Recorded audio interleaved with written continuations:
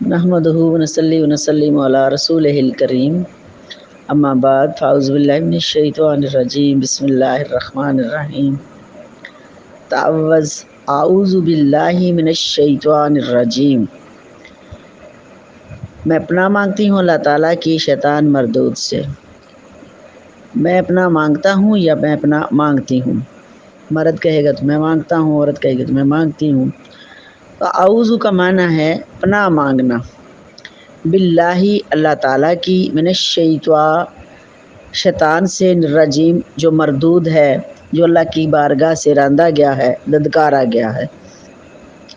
تو اعوذ باللہ پڑھنی ہے جب ہم کوئی اچھا کام کرنے لگتے ہیں، قرآن پاک پڑھتے ہیں، ویسے بھی اٹھتے بیٹھتے بھی اللہ تعالیٰ کی پناہ مانگتے رہنا چاہیے۔ اعوذ باللہ اللہ کی میں پناہ مانگتا ہوں۔ تو جب قرآن پاک پڑھتے ہیں یا نماز پڑھتے ہیں، کوئی بھی اچھا کام کرتے ہیں تو اس میں تو لازمی کہنا ہے۔ تو اللہ کی میں پناہ مانگتی ہوں، اللہ تعالیٰ کی، من الشیطان شیطان مردود سے۔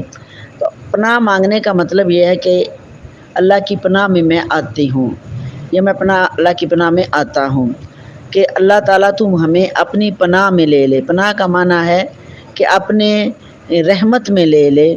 مثال کے طور پر ایک بچہ ہے تو اسے اگر کوئی مارے تو اس کی ماں سامنے ہو تو وہ بھاگ کر اپنی ماں کے پاس آ جائے کہ ماں اسے بچا لیتی ہے، یعنی ماں کی پناہ میں آ گیا، باپ کی پناہ میں آ گیا۔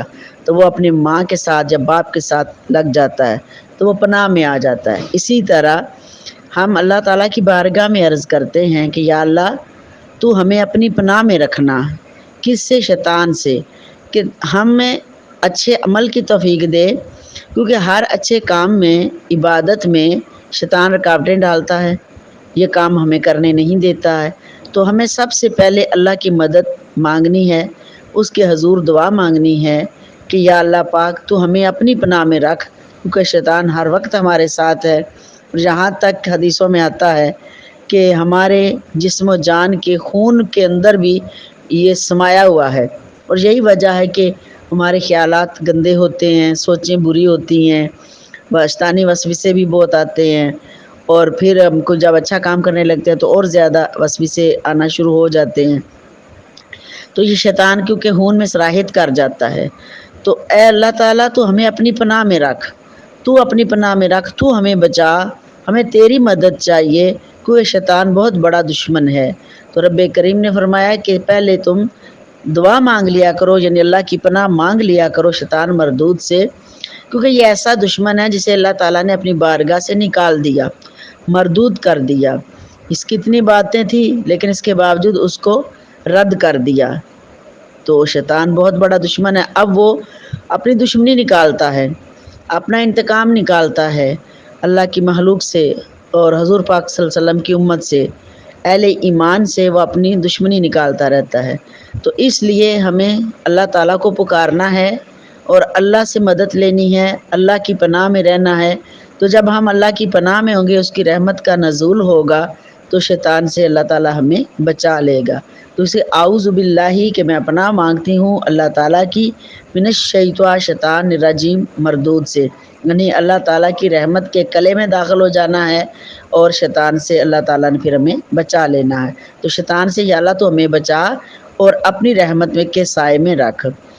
اس کی بہت لمبی تفسیریں ہیں لیکن مختصر سی کر رہے ہیں کہ جب انسان کو حضور پاک صلی اللہ علیہ وسلم نے فرمایا غصہ بہت زیادہ آئے تو اس کو فوراً اعوذ باللہ من الشیطان الرجیم کا ورد شروع کر دینا چاہیے، اور جب بہت غصہ آئے تو اپنے اوپر پانی ڈالے اور اعوذ باللہ من الشیطان الرجیم بھی پڑھے۔ اور اگر کوئی برے خواب آتے ہیں، بہت بھیانک خواب شیطانی وسوسوں سے یا کسی بھی طرح کے، تو سو گیا بندہ اور اس خواب سے اس کی آنکھ کھل گئی، یا جیسے ہی آنکھ کھلے تو اس کو اپنے بائیں طرف 3 بار اعوذ باللہ من الشیطان الرجیم کہہ کے تو بائیں طرف تھوک دینا چاہیے، کیونکہ یہ بھی شیطانی اثرات ہوتے ہیں۔ تو اللہ کی پناہ مانگیں۔ اور حضور پاک صلی اللہ علیہ وسلم نے فرمایا کہ صبح اٹھ کے جو بندہ 11 دفعہ اعوذ باللہ من الشیطان الرجیم کا ورد کر لے تو سارا دن اللہ تعالیٰ اس پر رحمت نازل فرماتا رہتا ہے۔ تو اعوذ کی بہت لمبی تفسیریں ہیں لیکن کیونکہ یہاں پر اتنا ہی بتایا جا رہا ہے مزید تفسیر دیکھنا چاہیں تو دیکھ سکتے ہیں کہ اللہ کی پناہ مانگنی ہے شیطان مردود سے۔ جب آپ قرآن پاک پڑھیں، نماز پڑھیں، اچھا کام کریں، کوئی بھی اچھی بات کریں، ویسے بھی آپ چلتے پھرتے بھی جب آپ درود پڑھنے لگتے ہیں، ذکر کرنے لگتے ہیں کچھ بھی، تو اس سے پہلے اعوذ باللہ من الشیطان الرجیم کا ورد کر لیا کریں۔ تو اس طرح سے آگے اعوذ باللہ پڑھنے کے بعد ہم پھر بسم اللہ الرحمن الرحیم پڑھتے ہیں، تسمیہ اس کو بولتے ہیں۔ تو بسم اللہ الرحمن الرحیم کا بھی یہی لفظی ترجمہ، اس کا بے کا مطلب ساتھ ہے، اسم نام ہے، اللہ تعالیٰ ہے، الرحمن بڑا مہربان ہے، الرحیم بار بار رحم کرنے والا یا نہایت رحم کرنے والا۔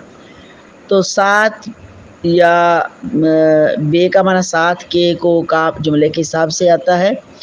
تو شروع کرتی ہوں میں اللہ تعالیٰ کے نام سے، یہ پھر مؤنث مذکر کا صیغہ اپنی طرف سے دیں گے۔ مطلب یہ ہے کہ اللہ کے نام سے ہم شروع کرتے ہیں، جو بھی ہم اچھا کام کرنے لگتے ہیں اللہ کے نام سے شروع کرتے ہیں، اللہ کے نام کی یعنی مدد سے، اللہ سے نہیں شروع کرتے، اللہ تو اللہ تعالیٰ ہے، تو اللہ کا نام جو اللہ تعالیٰ ہے، یہ اللہ تعالیٰ کا نام ذاتی ہے، باقی نام اللہ تعالیٰ کے صفاتی ہیں۔ باقی جو ذاتی نام ہے اللہ تعالیٰ کا، یہ کسی کا نام نہیں ہو سکتا، صفاتی نام ہو سکتے ہیں۔ تو اس طرح صفاتی نام رحمان اللہ کی صفت ہے، رحیم اللہ کی صفت ہے، مالک ہے، خالق ہے، ستار ہے، غفار ہے، قہار ہے، جبار ہے، تو یہ سب رب کی شانیں ہیں، صفتیں ہیں، اور یہ عارضی معنی میں دوسروں کے بھی ہو سکتے ہیں۔ اللہ تعالیٰ بڑا رحمان ہے، تو کوئی انسان مرد کسی کا بھی نام رحمان ہو سکتا ہے، لیکن یہ نہیں ہو سکتا کہ رب تو مہربان ہے، وہ تو رحمان ہے۔ اب کسی آدمی کا نام اگر رحمان ہے تو ضروری نہیں کہ وہ رحمان بھی ہو، یعنی اتنی مہربانی بھی کرتا ہو، جو رب کرتا ہے وہ تو نہیں کر سکتا نا۔ ممکن ہے اس کا نام رحمان رکھا ہے اور وہ طبیعت میں اتنا سخت ہو کہ کبھی اس نے کبھی مہربانی کی نہ ہو، لیکن یہ ہے کہ یہ اللہ تعالیٰ کی صفتیں ہیں کہ وہ اتنا مہربان ہے، رحیم ہے، اتنا رحیم ہے کہ ہم بار بار گناہ کرتے ہیں، بار بار توبہ توڑتے ہیں تو اللہ تعالیٰ ہمیں پھر بھی معاف فرماتا ہے۔ تو اس کی یہ صفتیں ہیں، اس کی شانیں ہیں، یعنی یہ صاف اس میں ہیں، اسی کے ہیں۔ اب یہ نام صفاتی ہیں، کوئی بھی نام رکھ لے تو یہ رکھنے چاہیے، اس کی فیض و برکات ملیں گے، لیکن جو ذات صفت ہے وہ رب تعالیٰ کی ہے۔ تو اللہ کا نام جو ہے وہ اللہ ہی رہے گا، یہ اللہ کا نام ذاتی ہے۔ تو اللہ کا نام جو ذاتی ہے، یعنی نام اس کا اللہ ہے، وہ کوئی کسی اور کا نہیں ہو سکتا۔ اب دیکھا آپ نے کبھی کسی نے اللہ نام تو نہیں رکھا، کیونکہ ہم اہل ایمان ہیں اور اللہ کا نام کوئی کسی کا ہو ہی نہیں سکتا، اللہ ایک ہی ہے، وہی وحدہ لا شریک ہے۔ تو جب ہم کام کرتے ہیں تو شروع کرتے ہوں اللہ کے نام سے، یعنی اللہ تعالیٰ کے نام کی مدد سے شروع کرتی ہوں۔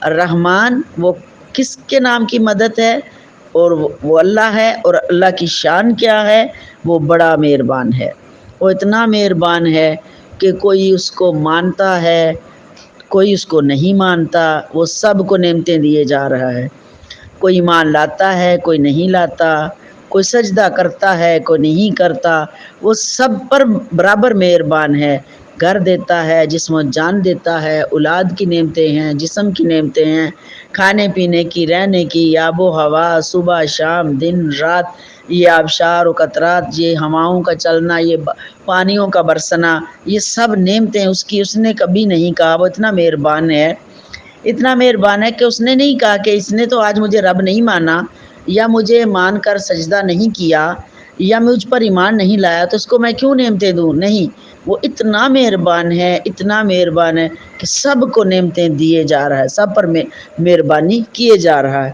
اتنا مہربان۔ اگر ہمارے ساتھ کوئی نیکی کرتا ہے، ہمیں چھوٹا سا کوئی تحفہ دے دے یا چھوٹی سی مشکل میں ہماری مدد کر دے، تو ہم کہتے ہیں بڑی مہربانی ہے جی آپ کی، ہم اس کے شکر گزار ہوتے ہیں، ہونا بھی چاہیے، کیونکہ اللہ تعالیٰ فرماتا ہے جو بندے کا شکر گزار نہیں ہے وہ رب کا بھی نہیں ہو سکتا۔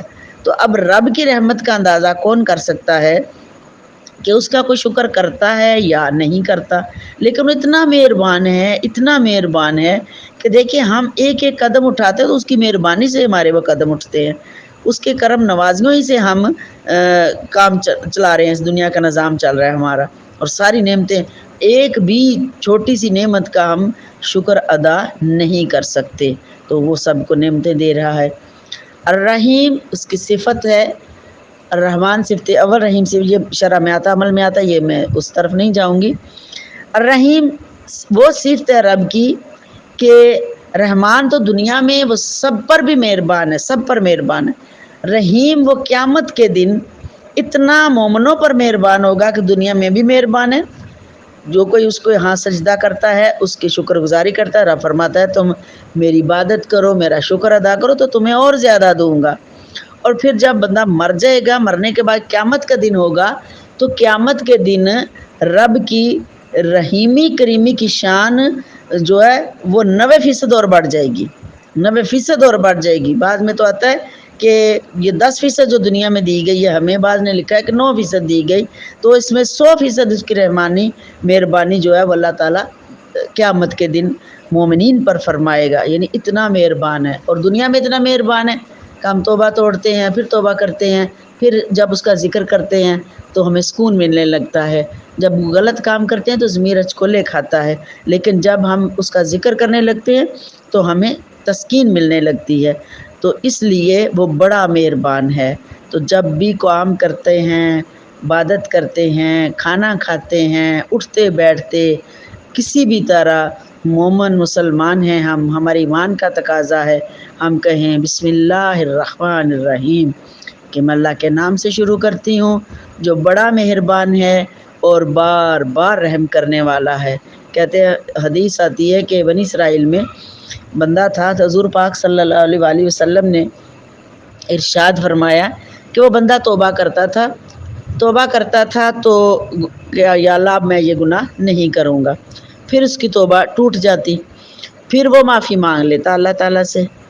اسی طرح کرتے کرتے اس نے 70 بار جب توبہ کی تو پھر اس کی توبہ ٹوٹ گئی۔ جب اس کی توبہ ٹوٹ گئی تو وہ اپنے گھر کے کونے میں مقید ہو کے بیٹھ گیا، رونے لگا، روتا رہا، اتنا رویا کہ رو رو کے بے ہوش ہو گیا، کہنے لگا یا اللہ کس منہ سے اب میں تیری بارگاہ میں توبہ کروں، کیونکہ میں نے ہر بار اپنی توبہ کو توڑ دیا اور تو نے ہر بار مجھے معاف کیا۔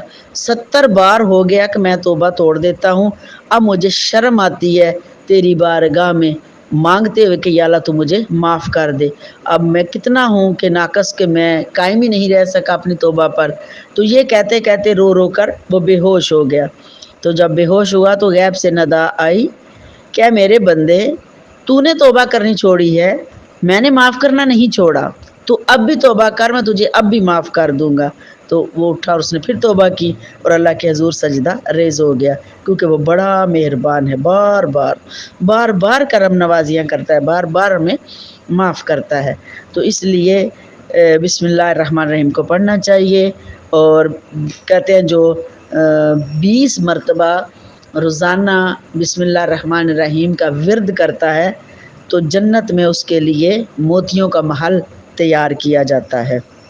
اللہ تعالیٰ سے دعا ہے، کیونکہ بسم اللہ کے تفسیریں تو ماشاءاللہ اتنی بڑی ہیں، یہ تو ہم تھوڑی سی بس سبق کو سمجھنے کے لیے کرتے ہیں۔ اللہ تعالیٰ سے دعا ہے کہ اللہ تعالیٰ اپنے حبیب مکرم صلی اللہ علیہ وسلم کے صدقے سے ہمیں قرآن کی سوجھ بوجھ عطا فرمائے اور اس پر عمل کی توفیق عطا فرمائے۔ وآخر دعوانا الحمدللہ رب العالمین۔